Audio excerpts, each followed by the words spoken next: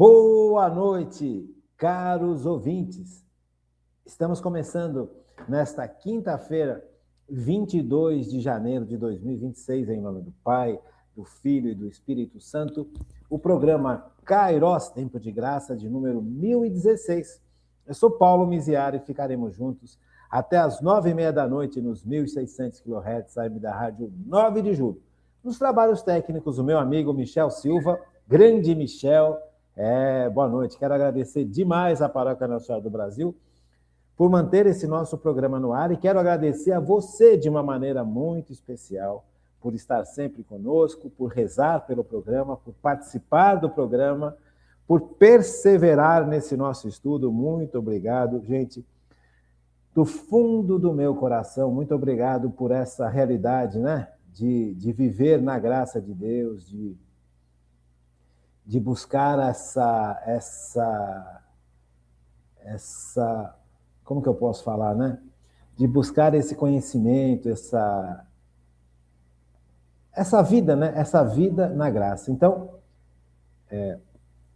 nós estamos estudando sobre a virtude da humildade. Então, a humildade é o justo juízo de quem nós somos e do nosso real valor e dos nossos reais méritos. Segundo Santa Teresa d'Ávila, humildade é a verdade.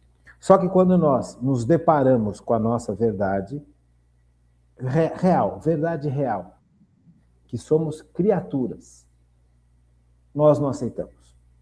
Nós não aceitamos que somos dependentes de Deus, nós não aceitamos que o nosso amor está desajustado, que a gente ama muito mais a gente do que o próximo e do que Deus. O correto é amar a Deus sobre todas as coisas e ao próximo como a nós mesmos. Então, quando a gente verifica que o nosso amor por nós mesmos é muito maior que qualquer outro amor, ou a gente se apega a isso, ou a gente já criou uma vida baseada nesse erro brutal, nesse desajuste, nesse desarranjo, e a gente não quer mais mexer nisso. Não, deixa assim, não vou mexer nisso. Entende? Então, não é fácil, humildade não é fácil, gente. A gente construir e aceitar a humildade na vida da gente, né, é muito complicado, né? A humildade, ela é uma virtude essencial. Eu acho que ao decorrer do tempo, nós vamos aprendendo nessas aulas as mentiras que nós nos apegamos e que impede a humildade de acontecer na vida da gente. Por isso que eu estou trabalhando com calma a virtude da humildade. Só por esse fato, por exemplo, olha, o apego que eu tenho por mim mesmo, o amor que eu tenho por mim mesmo, ele é tão desajustado, ele é tão profundo, que eu não quero mexer nisso. Você percebe? Então, agora, eu preciso mexer nisso.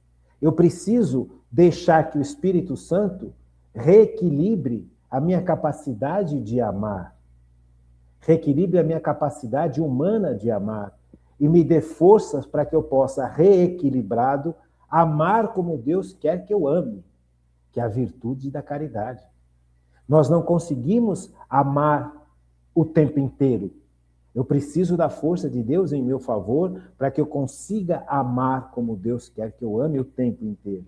Mas para isso eu preciso, em primeiro lugar, reajustar, deixar que Deus reajuste a minha capacidade humana de amar. A minha capacidade humana de amar, ela está muito desajustada. Além de ser fraca e pequena, ela está muito desajustada. Eu amo a mim em primeiro lugar. Eu amo a mim com todo o meu ser. Eu amo a mim com toda a minha capacidade. Eu não amo a Deus acima de tudo. Muito menos ao próximo. Eu olho para mim de uma forma completamente equivocada. Eu olho para mim com uma benignidade muito maior do que eu olho para os outros, ou do que eu deveria olhar para Deus. Então, eu preciso deixar que o Espírito Santo me revele isso, que não adianta só eu falar. Você entende? Não adianta só ficar falando sobre isso. Eu preciso deixar que o Espírito Santo venha em meu socorro e revele isso no mais íntimo do meu ser. Que o meu amor por mim é um amor que está desajustado. Ora, ele é um amor excessivo, ora, ele é um amor que me leva a ter uma vida depressiva. Eu não sirvo para nada ou eu sou o cara. Então, só o reajuste disso são anos. Por isso que humildade não é fácil. Por isso que a virtude da humildade, ela precisa ser profundamente trabalhada. Mais do que nunca nós precisamos deixar que o Espírito Santo me torne humilde.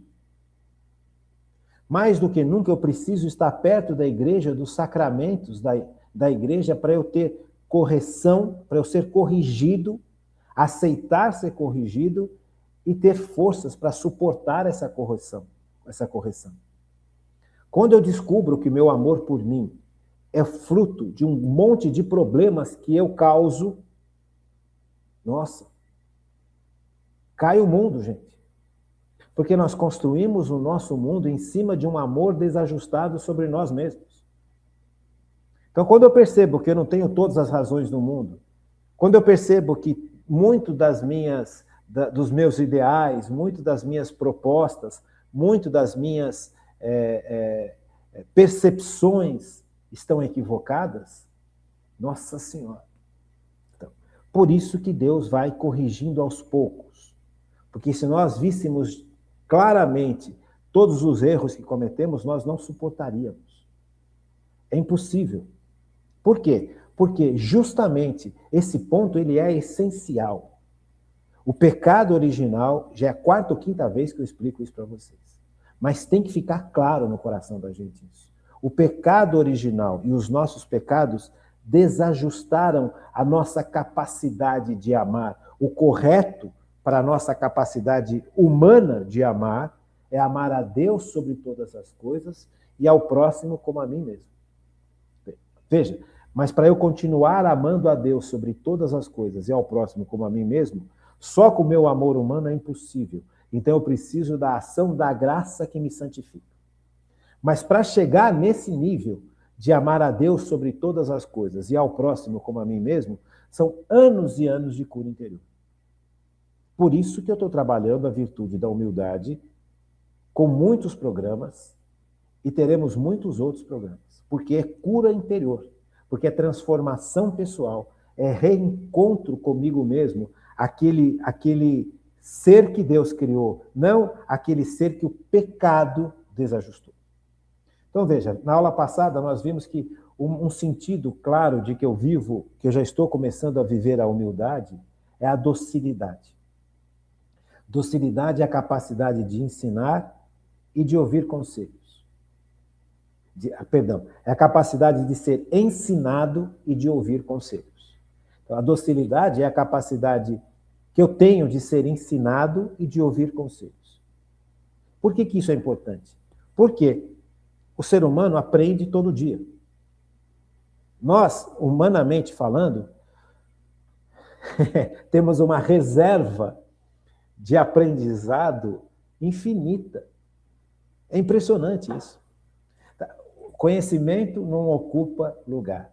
Meu pai sempre falou, conhecimento não ocupa lugar. Quanto mais eu aprendo, tanto mais eu vejo que eu preciso aprender. Porque tanto mais eu vejo o quanto eu não sabia. Quando eu aprendo alguma coisa, aquele aprendizado que eu tive sobre um determinado tema me revela o quanto eu não sabia daquele tema.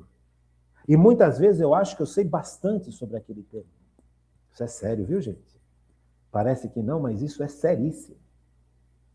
Nós temos uma tendência humana, por causa desse amor desajustado a nós mesmos, de termos uma visão muito prepotente sobre o entendimento das coisas. No fundo, a gente acha que sabe tudo e não sabe. Nós sabemos muito pouco sobre tudo, sobre qualquer assunto ou sobre qualquer pessoa. Você percebe? Guarda bem isso, gente. Por favor, eu peço realmente, do fundo do meu coração, leva a sério essas aulas, porque essas aulas são fruto de muito estudo, fruto de muita pesquisa, fruto de muito arrependimento. Leva a sério essas aulas sobre humildade. Sabe, não importa quantas aulas nós venhamos ter sobre humildade. Leva a sério, põe em prática, analisa, repensa, mastiga, vê o quanto isso afeta a sua vida. Veja, nós temos uma posição em relação a achar que sabemos tudo. Ó, o que você sabe sobre o seu pai e a sua mãe? O que você acha que você sabe sobre o seu pai e a sua mãe? A gente acha que a gente sabe tudo sobre eles. É ilusão. A gente não sabe nem metade das coisas que os nossos pais viveram, passaram e como eles analisaram e se transformaram. Nós pensamos que sabemos tudo sobre o nosso papai e a nossa mamãe. Tem um monte de coisa que a gente não sabe sobre o papai e a mamãe. E a gente ousa a julgar o papai e a mamãe com os erros que eles cometeram. Eu tenho primos que já têm mais de 30 e tantos anos de idade, que até hoje culpam os pais pelos problemas deles. Ah, minha mãe realmente não foi presente na minha vida como deveria ser. Não foi. Concordo. Mas, meu amigo, você tem 36 anos de idade, 35 anos de idade, você não tem mais 12, você não tem mais 15. E até hoje você se coloca nessa situação de vítima porque a sua mãe não deu a atenção devida. Não deu mesmo, mas Deus é capaz de suprir isso. Agora, a partir dessa visão negativa que você tem da sua mãe, você analisa a sua mãe como se você soubesse tudo da sua mãe. Como se soubesse todas as questões que estão dentro do coração da sua mãe. A gente não sabe nem 1/10 do que se passa no coração de um ser humano. E a gente ousa julgar a pessoa e analisar a pessoa como se nós soubéssemos tudo sobre essa pessoa. Errou? Sua mãe errou? Claro que errou. É evidente que a sua mãe errou. Mas você sabe o que estava no coração da sua mãe? Você sabe como que a sua mãe foi criada, como a mãe da sua mãe foi criada, como a mãe da sua mãe foi criada. Você sabe tudo? Claro que não sabe. Você tem notícia de algo. Você tem informação de uma parte. Mas o todo você não enxerga. Você não sabe. E nem é possível. Só Deus é capaz de enxergar o todo. Então, eu não posso analisar uma pessoa para o resto da vida a partir de um erro que essa pessoa cometeu. Sabe, nós, latinos, temos o péssimo costume de achar que a gente sabe tudo.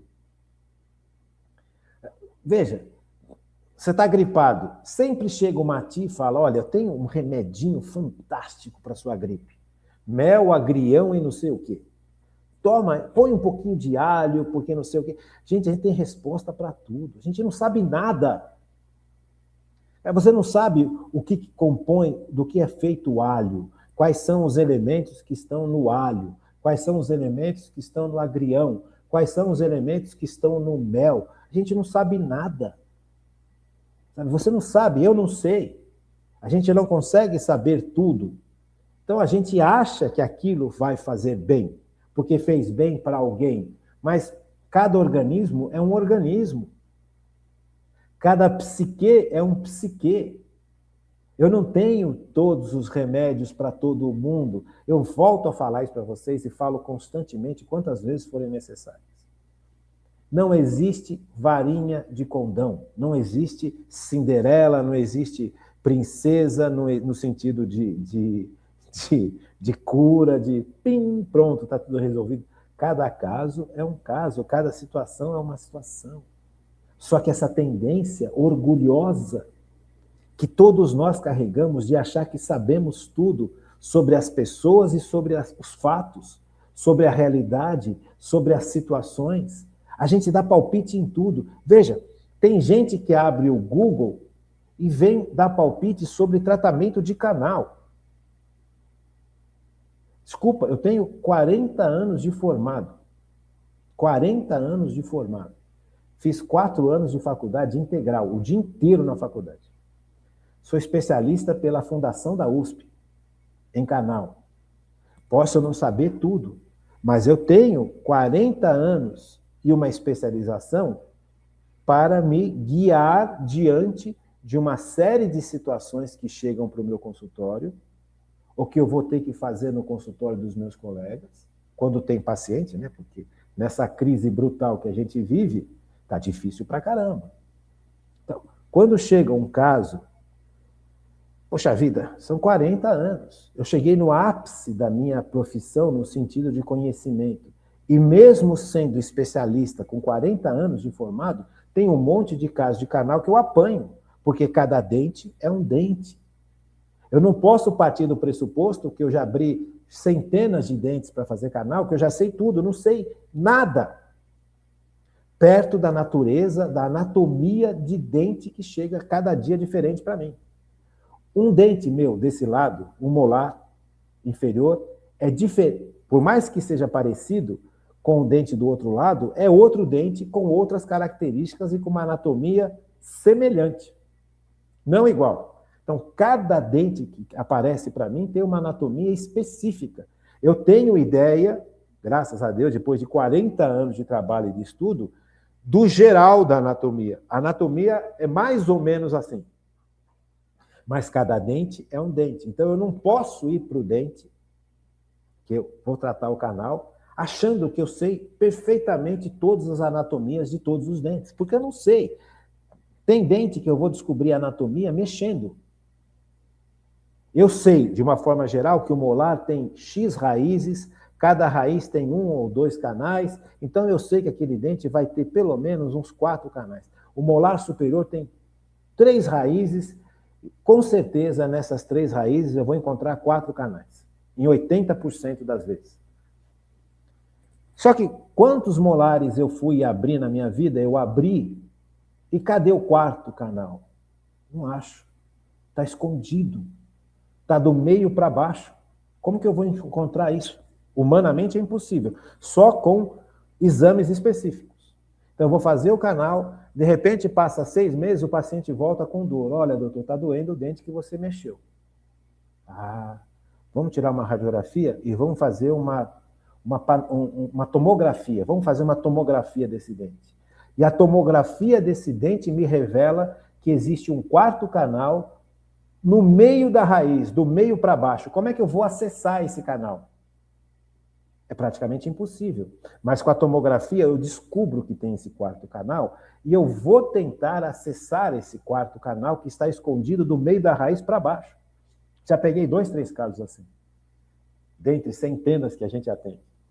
Percebe? Então, eu preciso ter a humildade de reconhecer que por mais que eu tenha vivência, estudo, formação, eu não abranjo tudo, sendo especialista da área. Agora, imagina a pessoa que pegou o Google e viu lá, tratamento de canal, faz isso, e vem questionar alguma coisa no sentido de, olha, será que você sabe o que está fazendo? Acho que mais que você. Então, veja, é importante que a gente tenha a visão e a noção. Uma vez,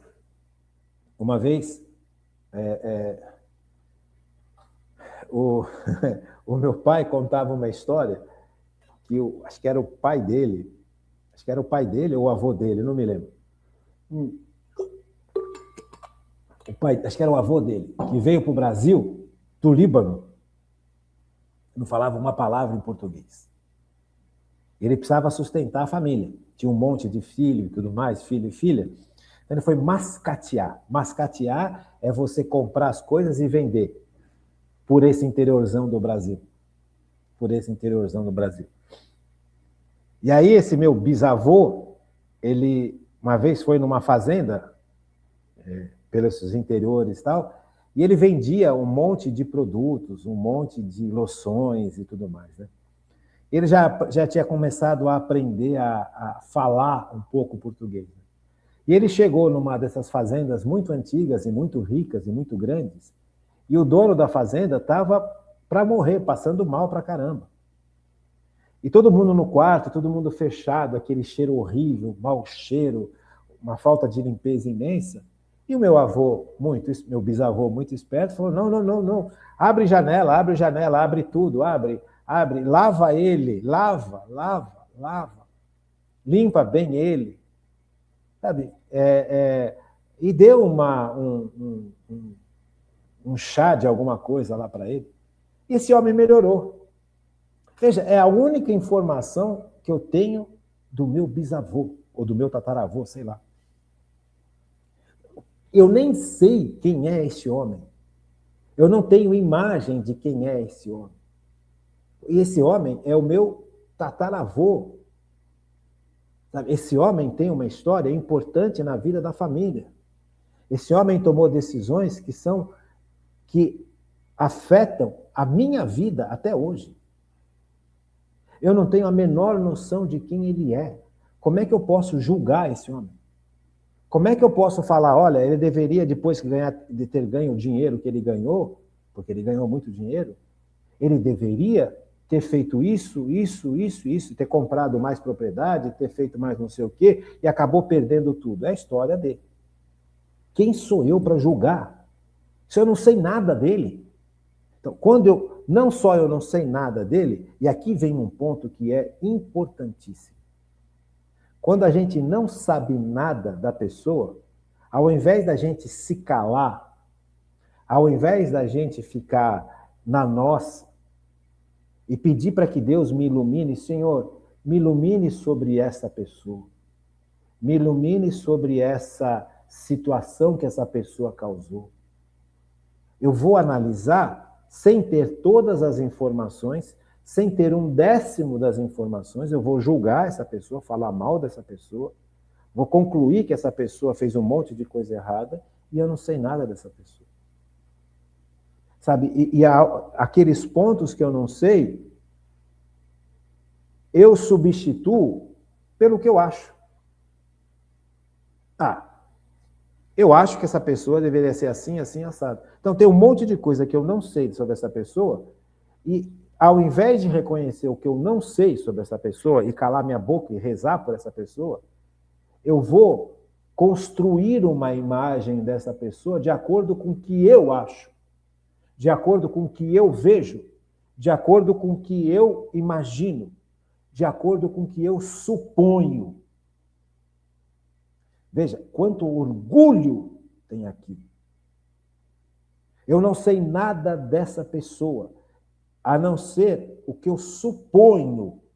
E a partir da minha... Eu vou até escrever aqui essa palavra. Suposição.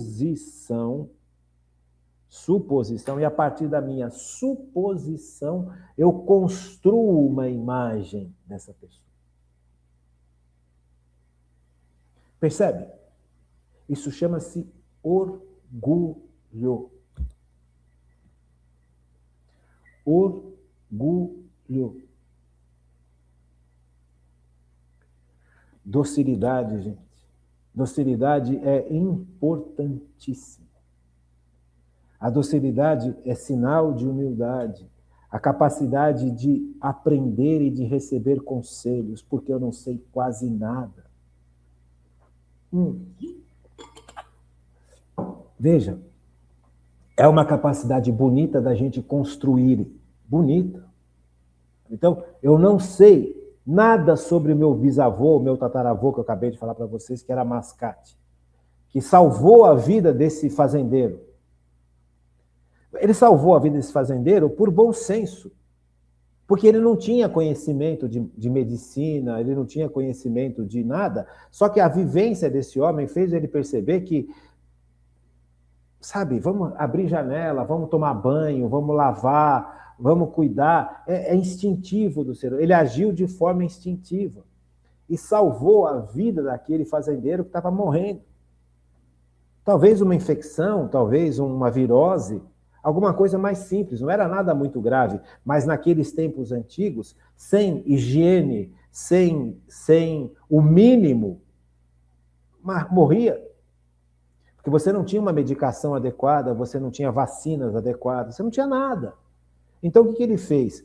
Ele limpou a área, deixou o sol entrar, o ar entrar, mandou lavar, mandou fazer comida para o cara, forçou comer, forçou tomar um remedinho, um chazinho que ele vendia lá, sei lá. Sabe, foi ele que salvou, por quê? Bom senso. Mas é a única coisa que eu sei desse cara. Você entende? Então, como eu não sei nada desse cara, eu suponho que esse cara seja assim, assado, assado, assado. Veja, mas a suposição não me garante que ele seja assim, assado, assado, assado. É uma suposição. E eu me baseio em cima da minha suposição para definir no meu coração quem é esse cara. E assim com todos. E assim com tudo. Uma situação. Eu estou vendo uma situação na política. Eu sei de ideologias, eu estudo. Quanto mais eu estudo, mais eu percebo que eu não sei. E mais eu percebo que tem um monte de coisas que estão escondidas que eu nunca vou ficar sabendo. Só que eu consigo perceber algo, e esse algo não está cheirando bem. Esse algo não está legal. É a mesma coisa. Hoje eu olho para a política e percebo que está fechado o quarto, que essas pessoas estão podres, que precisam ser limpas. É o que eu percebo. Agora, fora da minha percepção, que é muito pequena, eu suponho um monte de coisa sobre política, porque eu ouvi falar, porque alguém me falou, porque alguém que eu aprecio pensa daquele jeito. Só que são suposições. E eu vou construindo toda a minha perspectiva política, ideológica, filosófica, humana, teológica, na verdade, em cima de suposições e com pouquíssimos fatos. Só pode dar errado. Orgulho, soberba, porque eu acho que eu sei, eu acho que eu compreendo, eu acho que eu entendo, eu acho... Pô, eu não acho nada, pelo amor de Deus. Então veja, eu vou ficar inerte, indiferente a tudo? Claro que não. Eu vou cada vez mais me aprofundar no conhecimento das coisas, para ter cada vez mais informações adequadas, para que eu possa compor realmente um quadro menos inadequado sobre fatos e pessoas. Por isso a importância de estudar, por isso a importância de aprender, por isso a importância da humildade, da docilidade. Tem pessoas que sabem muito mais do que eu, então eu vou ser humilde e aprender com essas pessoas. E se ela fala uma coisa que vai contra o que eu acho, o que eu penso, o que eu acredito, e se for verdade, eu tenho que acatar com humildade. Pô, se a pessoa está certa, eu estou errado. Você percebe? Veja, ela não sabe tudo, mas sabe mais do que eu. E o mais que ela sabe, eu preciso também saber, para que eu possa ter condições adequadas de analisar, de pensar, de construir no meu coração e na minha inteligência perfis de outras pessoas, perfis de situações, perfis de ideologias, perfis de filosofias. Veja, docilidade, humildade. Veja, quando eu encontro o meu professor da USP, que me ensinou, que eu fiz especialização com ele de canal, eu reconheço que ele sabe mais que eu. Ele é mais velho do que eu. Foi meu professor. Eu não só fiz especialização com ele, como eu fiz alguns cursos com esse homem. E quando ele fala alguma coisa, cara, eu tenho a humildade de ouvir, falar, meu Deus, tem sentido. Depois de não sei quantos anos de trabalho, não sei quantos anos de experiência, quantos estudos, quantos cursos, quantas formações, você senta na cadeira e escuta o cara falando, você fala, meu Deus do céu, eu não tinha percebido este pequeno detalhe. Eu não tinha percebido eu não tinha tido tinha tido é horrível, né? Eu não tive essa percepção.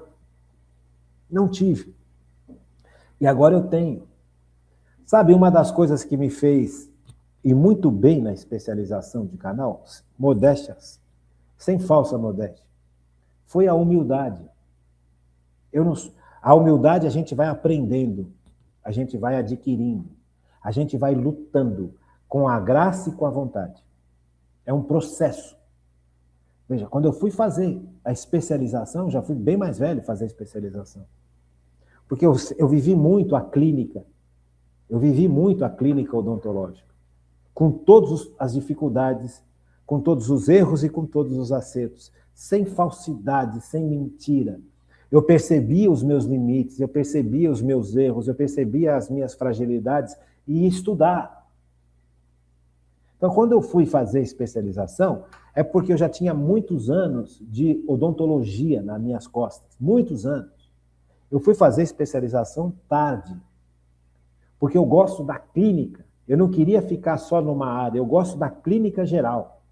Eu gosto de trabalhar com as situações diferentes. Aquilo, para mim, sempre foi um estímulo. Sempre foi uma forma de crescer. Tá? Então, quando eu fui fazer a especialização lá na Fundação da USP, não era só o bambambam que dava aula, que era esse chefe que sabe mais do que eu. Tinha a equipe, e eu era mais velho que toda a equipe. Eu só não era mais velho que o professor, que o chefe da cadeira. Então, eu era o mais velho dos alunos, literalmente. Então, eu cheguei para fazer a especialização velho. Então, já tinha uma experiência imensa de clínica geral. Mas eu tive um monte de aulas com pessoas muito mais jovens do que eu. E eu tive que ter a humildade de sentar e escutar o pirralho falando.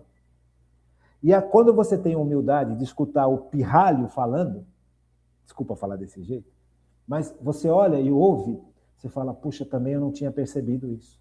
Esse menino, essa menina está me ensinando algo que eu não sabia. Agora, se você vai para a especialização, como eu fui velho, achando que eu sei tudo, que eu posso tudo, que eu sou capaz de tudo, que essa molecada não tem o que me ensinar porque é moleque, porque é menino, porque é menina, porque tem muito menos experiência do que eu, você se fecha ao aprendizado, você se fecha ao crescimento do ser humano, porque todo mundo tem o que para ensinar para a gente.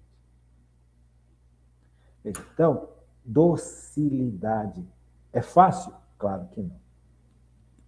Não vou dizer para você que as 5, 6, 7 primeiras aulas foram fáceis. Você chegar num lugar, na USP, na fundação da USP, você vê aqueles moleques que estão dando aula, tudo metido, porque está dando aula na USP. E você sabe que, no fundo, tem coisa que você conhece melhor que eles. Mas, no fundo, tem coisas que eles conhecem melhor que a gente. Cara, dói. Não é fácil. Não é fácil. Veja, mas eu vou falar para vocês de coração. O começo foi muito difícil. Você vê os moleques dando aula. Muito difícil. Quando o professor, o bambambam, vinha dar aula, era uma maravilha. Porque ele é o bambambam. Ele é o cara. Você entende? Ele é o cara. Literalmente, ele é o cara. Você vê o cara falando, o cara trabalhando, o cara estudando, o cara ensinando, é um mestre. O cara é mestre da USP, o cara é professor titular da USP. Já se aposentou. Aposentou esse ano. Professor titular da USP.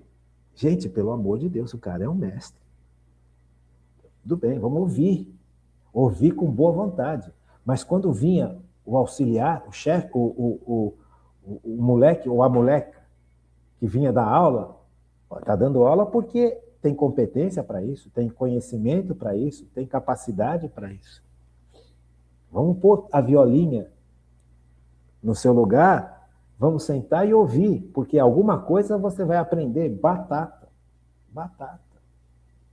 Sempre você pensa uma coisa aqui, uma coisa ali, uma coisa acolá. Puxa vida, eu não tinha pensado, não tinha percebido. Essa forma que esse menino está me falando é uma forma mais que se adapta melhor a mim, que eu não conhecia. Eu conhecia outras técnicas, essa variante da técnica que esse garoto está falando, talvez eu me adapte melhor do que aquela que eu estava usando no meu consultório. Opa! E quando você via o bam quebrando a cara, também acontece. Teve uma vez que o professor, o chefão, porque a coisa era o seguinte, você tinha a sala onde nós ficávamos, a clínica onde nós ficávamos, era uma clínica imensa, muito grande, cheia de equipos, que é a cadeira do dentista. Cada cadeira era separada por um box. Então você tinha um monte de cadeiras e os professores ficavam naquele ambiente com a gente. Então chegou um caso de uma paciente que estava no equipo do meu lado, uma moça que estava fazendo a especialização com a gente, não estava encontrando um canal. Não encontrava de jeito nenhum. Aí veio o professor assistente e também não encontrou o canal. Aí veio outro professor assistente para ajudar o professor assistente que não tinha encontrado o canal e também não encontrou o canal. E aí chamaram o chefe, o Bam. Aí, quando o Bam chegou para encontrar o canal, parou a clínica, porque todo mundo queria ver, porque já correu a história. Olha, os professores não encontraram, agora é o chefe da cadeira que vai ter que encontrar. E aí ele chegou, sentou, mandou vir o microscópio, porque você tem um microscópio, né, que te ajuda a enxergar e ilumina, amplia e ilumina. Microscópio, não é lente de aumento, microscópio. Então você faz muito canal com microscópio. E aí ele mandou vir um microscópio, ele colocou o microscópio na paciente, iluminou, ampliou, 10 minutos, 15 minutos, meia hora, ele também não encontrou o canal.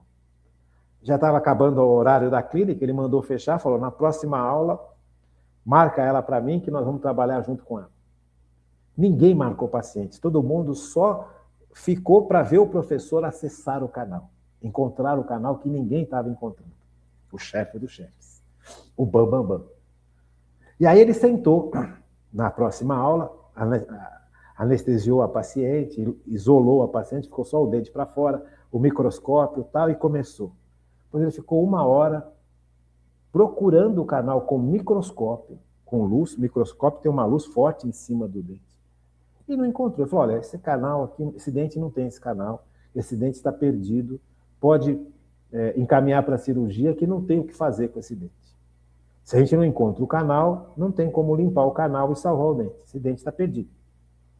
Foi aquela decepção, né?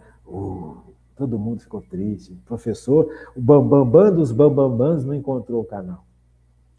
Aí a dentista, que era a responsável por esse paciente, que ninguém encontrava o canal, falou, o que eu faço então? Como que eu faço? Ele falou, faz um curativo, faz uma pastinha, põe na abertura do dente, fecha com um material provisório e encaminha para a equipe de cirurgia da USP. A dentista lá, humildemente, triste, porque não encontrou o canal também, fez a pastinha. No que ela apertou a pastinha na entrada do dente, do canal do paciente, a pastinha entrou. A pastinha, por estar muito fluida, ela conseguiu encontrar o canal, que ninguém tinha conseguido encontrar, nem com o microscópio. Resultado da brincadeira. Salvou o dente. Então, veja, uma das melhores lições que eu tive com o meu professor Bam, por sinal, um dos melhores profissionais que eu já vi na minha vida, uma das melhores lições que eu tive, não a melhor, mas uma das melhores lições, veio de um fracasso. Percebe? Então, docilidade, gente. Docilidade é um sinal importantíssimo sobre humildade.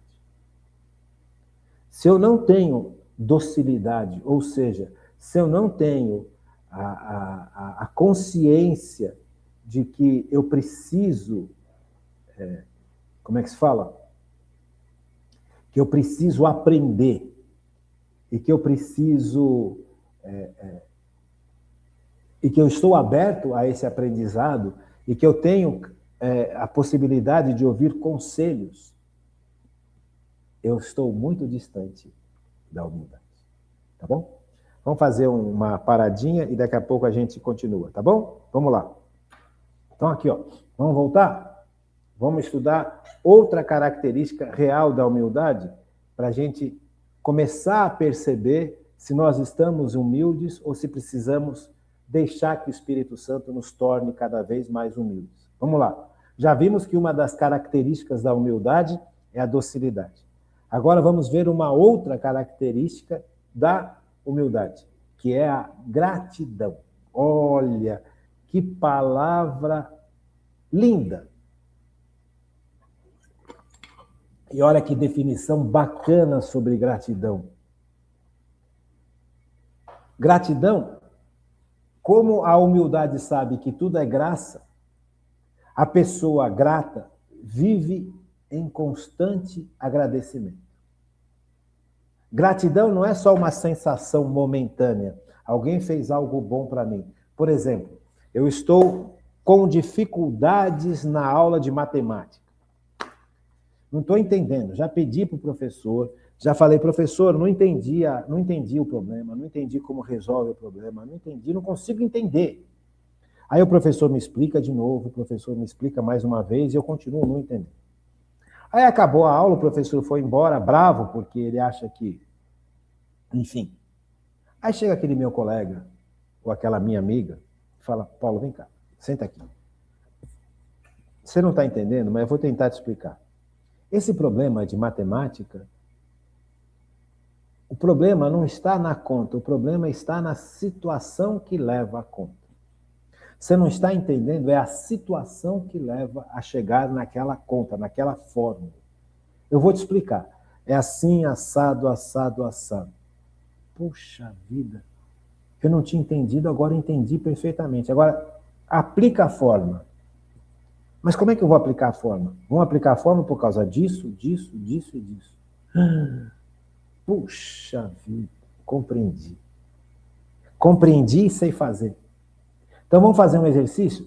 Vamos pegar na página tal, vamos pegar esse exercício da página tal e vamos fazer juntos. Só que você vai fazer e eu vou ficar olhando. E você vai me explicar. Pego o exercício diferente, entendo a lógica do exercício, aplico a teoria que eu acabei de compreender, proponho uma fórmula e esta fórmula, baseado naquilo que eu aprendi, deu certo. Entendi. Qual que é a sensação? A sensação é de gratidão. Puxa vida, essa pessoa não precisava fazer isso e me ajudou. Então, normalmente, a ideia de gratidão que a gente tem é essa.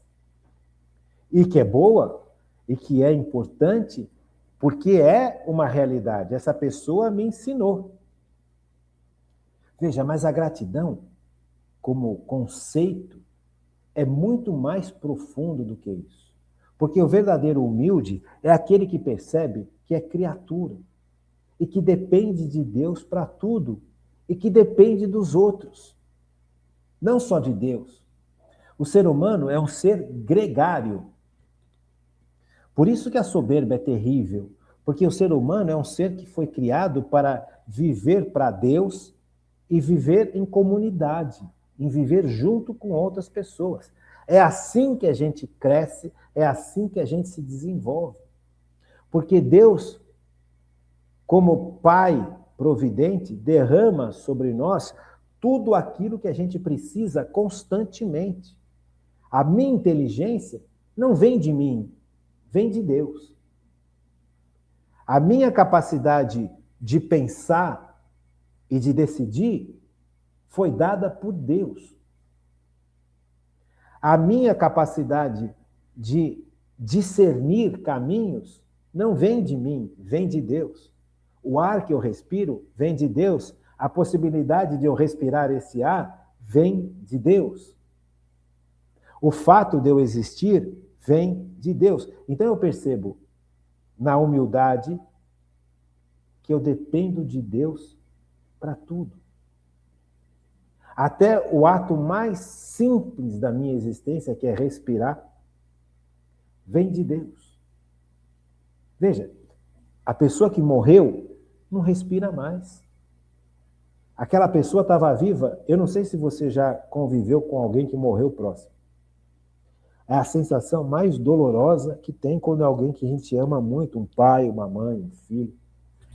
De repente aquela pessoa está do seu lado, mesmo fraca está respirando, ou mesmo fraco está respirando, fala com dificuldade, mas está lá, está vivo, está respirando. O ar entra e o ar sai. O ar entra e o ar sai. O sangue está circulando. De repente aquela pessoa apaga. Não respira mais. O sangue deixa de circular. O coração para de bombar o sangue. Os rins param de funcionar, o pulmão para de funcionar, o pâncreas para de funcionar. Todos os órgãos vão entrando em falência. Veja, aquela pessoa há 5 minutos atrás estava viva, agora não está mais. E não há o que você faça que faça isso se reverter. Aquela pessoa não está mais viva. Então a vida não veio de mim. É o meu filho que está nessa situação. Eu dei a vida para o meu filho? Não, você não deu a vida, você participou da vida. Você participou da criação. Quem deu a vida foi Deus. Você é participante. E não há o que você faça que vai fazer o seu filho ou a sua filha voltar a viver, porque você não tem esse poder. Quem tem esse poder é Deus. Então, o fato de eu existir e de me manter na existência não vem de mim, vem de Deus. E junto com a existência, Deus me dá tudo. Até a comida que eu como é providência de Deus. Ah, não, porque eu trabalhei, eu ganhei dinheiro, eu estudei. E quem te deu capacidade para fazer isso tudo, senão Deus? Quem te deu a força física e a capacidade física e psicológica de você estar cada dia na escola, estar cada dia no seu trabalho, ter uma escola, ter trabalho, senão a providência infinita e sábia de Deus. Então, tudo que eu tenho, tudo que eu sou, vem de Deus. Então, essa gratidão, ela não pode ser momentânea por uma vitória. Ela tem que ser constante, porque é a consciência clara de que eu sou criatura e de que eu dependo de Deus para tudo. Estou com sede, vou tomar um gole d'água. Dá licença. E se eu não tivesse água para tomar? O que eu ia fazer com a minha sede? Como é que eu ia continuar vivo? Se eu estiver no deserto, aqui, eu estou gravando o programa hoje, e hoje está em torno já, são 11 horas da manhã. Deixa eu ver aqui no celular, para te falar de forma clara, quantos graus está fazendo em São Paulo. São 11 horas da manhã, aqui, onde eu moro, e já são 31 graus. Eu estou morrendo de calor. Eu trago uma garrafinha de água toda vez que eu vou fazer um programa, uma formação, um estudo. Eu sinto sede, sinto muita sede. Se eu estou no deserto, que vai para 40 graus, 45 graus, quase 50 graus, esturricando de calor, não tem água. Como é que eu sobrevivo? Eu morro de sede. E a morte de sede é uma das mortes mais dolorosas que tem, que você vai ressecando. Você percebe? Só que Deus manteve o povo de Israel 40 anos no deserto. E no deserto não tem água. Deus fez sair água da rocha para alimentar toda aquela população que estava no deserto sob o comando de Moisés e o gado que estava junto. Porque o povo saiu lá do Egito e foi para a terra prometida pelo deserto para ser purificado. E deserto é deserto, 45 graus, 50 graus, calor de esturricar. E não tem água no deserto, não tem comida no deserto. Deus manteve aquele povo no deserto durante 40 anos. Deus sustentou aquele povo e deu para aquele povo comida e bebida. Compreende, gente? Então, é este o Deus que nós estamos falando. Se eu for para o deserto agora, sem nada, Eu não duro 3, 4 dias, gente. Porque o que eu vou encontrar no deserto? Não é o meu lugar. O meu lugar não é o deserto. O meu lugar é um lugar onde eu possa viver. Se eu for para o deserto, eu estou indo contra a vontade de Deus. Mas a vontade de Deus para aquele povo, naquele instante, era que o povo fosse para o deserto. Porque era necessário para aquele povo ser purificado de ter vivido 400 anos como escravo. Aquele povo não foi instituído por Deus para ser escravo de outros povos. Aquele povo foi instituído por Deus, o povo de Israel, para ser o povo que evangelizaria aquele tempo antigo. Daquele povo viria o Salvador, o Messias. Você compreende? Então, o Deus queria que aquele povo passasse pelo deserto. Então, Deus sustentou aquele povo no deserto porque ele tem poder para isso. Se eu for para o deserto, eu morro. Mas Deus sustentou aquele povo no deserto porque para aquele povo era necessário ter passado pelo deserto. Este é o Deus. Não é um Deus Papai Noel, bonzinho, bom velhinho. Esse é o Deus da justiça, do amor, da libertação. Libertação do quê? Do pecado.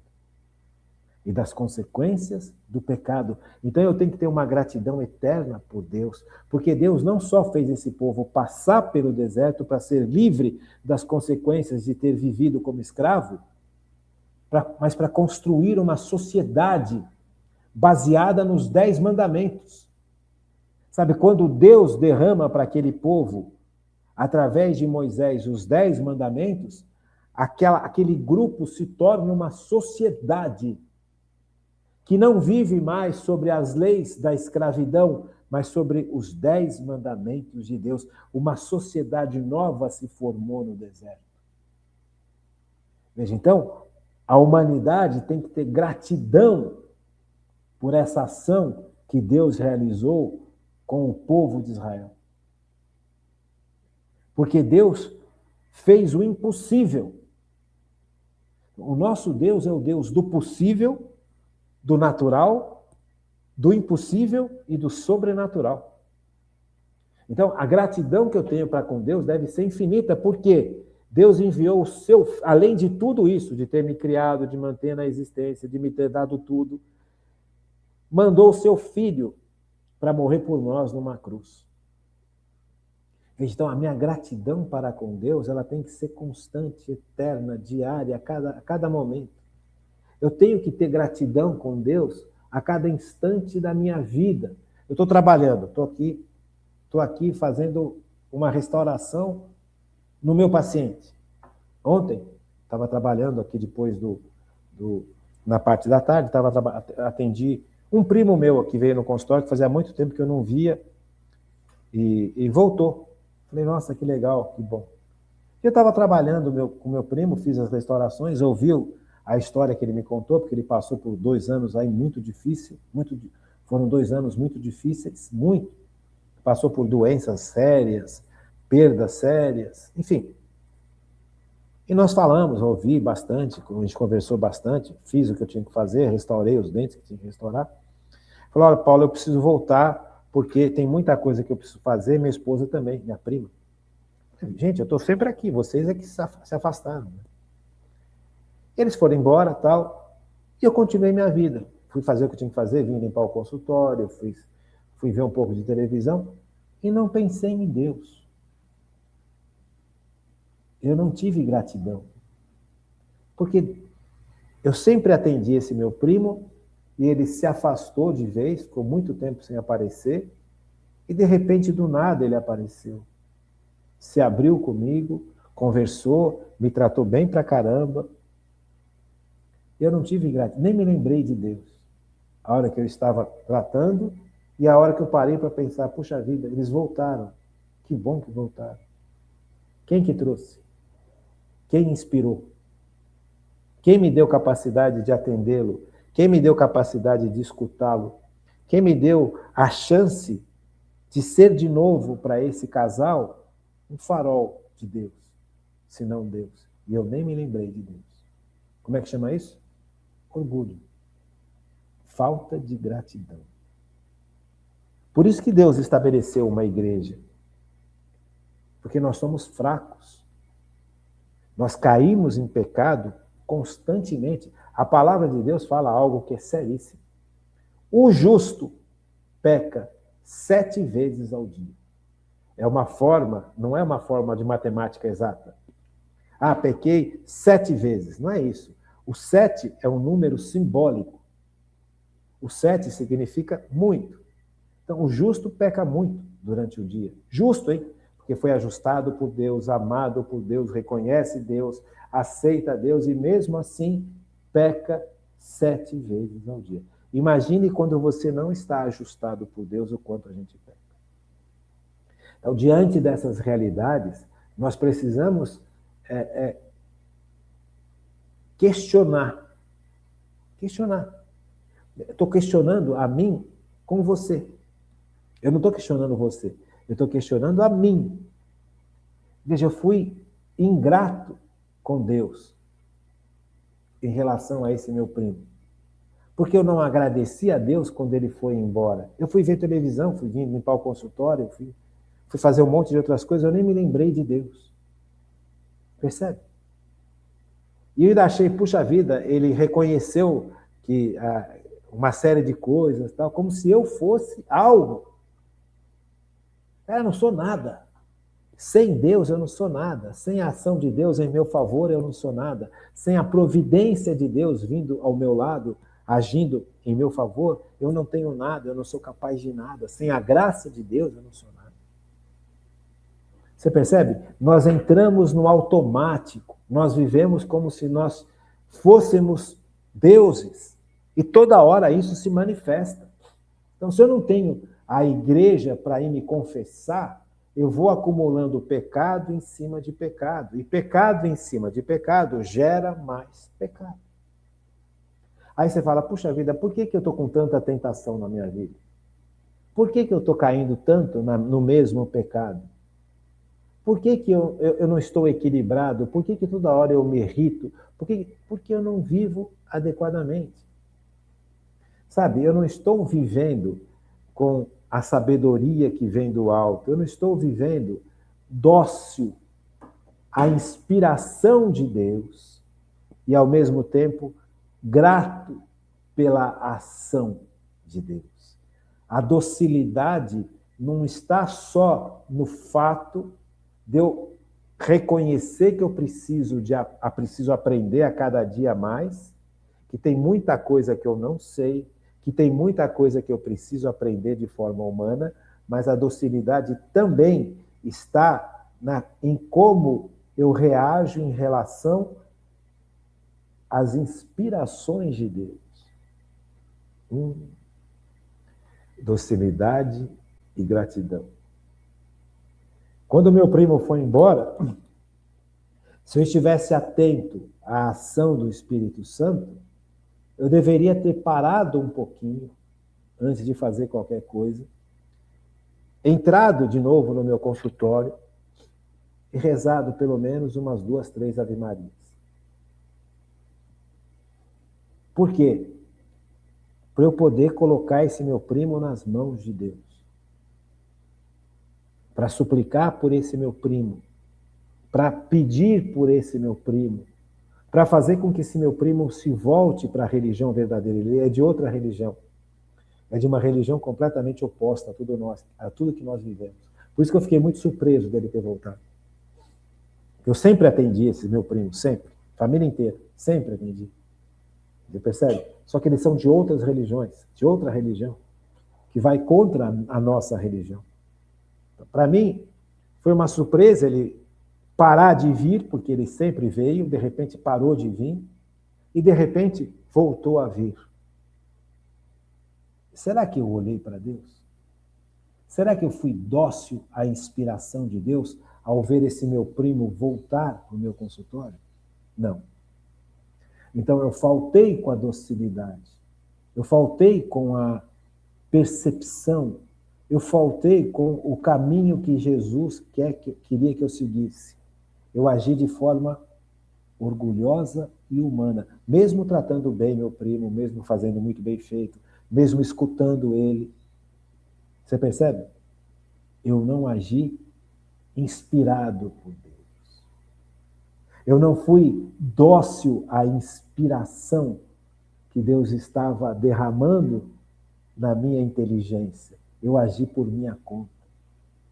Eu achei que aquilo fosse tudo normal, como qualquer outra situação, como qualquer outro paciente que veio para o meu consultório ou que vem para o meu consultório, como se eu não soubesse que todos os pacientes que vêm para o meu consultório, de alguma maneira, também vieram inspirados por Deus. Veja, o aprendizado da humildade, que abrange tanto a docilidade quanto a gratidão, é ou são sinais importantíssimos. Porque é aí que você percebe, realmente eu fui humilde ou não? Não, não fui. E quem está de fora fala, não, essa pessoa é humilde. O meu primo pode falar, olha, o Antônio Paulo foi super humilde comigo. Porque, de certa forma, eu abandonei o tratamento, eu abandonei a convivência, por vários motivos. Não foi só por causa de religião. Vários motivos que aconteceram. E ele, de repente, voltou. Talvez ele caiu em si por causa das dificuldades que ele está passando. Que, puxa, ele pisou na bola, ele deveria ser mais humilde, mais... Ele começou a reconhecer, e eu não. Porque eu não fui fundo. Sabe, eu deveria ter colocado este meu paciente em primeiro lugar nas mãos de Deus. Em primeiro lugar, o que eu fiz foi cuidar do dente dele. Está errado? Não. Mas faltou o primordial. Faltou a docilidade, faltou a gratidão. Senhor, me arrependo. Do fundo do meu coração, eu me coloco diante de Ti, com a consciência de tantas faltas que eu cometo em relação à verdadeira humildade.